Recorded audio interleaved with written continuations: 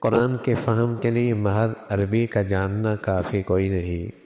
قرآن کے لیے سمجھنے کے لیے محض عربی کا جاننا کافی کوئی نہیں، ورنہ تو اللہ اہل عرب کے لیے بیت اللہ کے اوپر قرآن اتار دیتے، لے جاؤ اور پڑھتے چلے جاؤ اور عمل کرتے چلے جاؤ۔ لیکن اللہ رب العزت نے قرآن بھی اتارا اور محمد الرسول اللہ بھی ہیں جو قرآن کی وضاحت بھی فرمانے والے ہیں۔ آپ نے اپنے عمل سے، اپنی زندگی سے قرآن کی تفسیر فرمائی ہے۔ حضرت عائشہ فرمایا کرتی تھی رضی اللہ تعالیٰ عنہ کہ قرآن کیا ہے؟ اللہ کے حبیب کی پوری زندگی کا نام قرآن ہے۔ آپ کے اخلاق کیا ہیں؟ قرآن کے الفاظ ہیں، نبی کی وہ زندگی ہے۔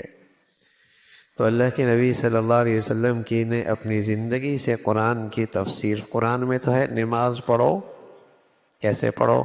اللہ کے حبیب نے بتایا ہے، قیام یوں ہیں، رکوع یوں ہیں، سجدے یوں ہیں، اس کے اندر یہ تسبیحات ہیں۔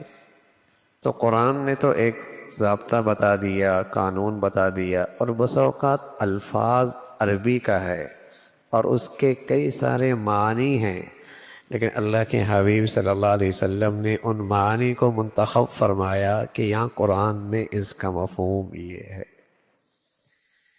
تو نیری عربی کافی کوئی نہیں قرآن کے سمجھنے کے لیے، اللہ کے حبیب صلی اللہ علیہ وسلم کی زندگی بھی ساتھ ہے۔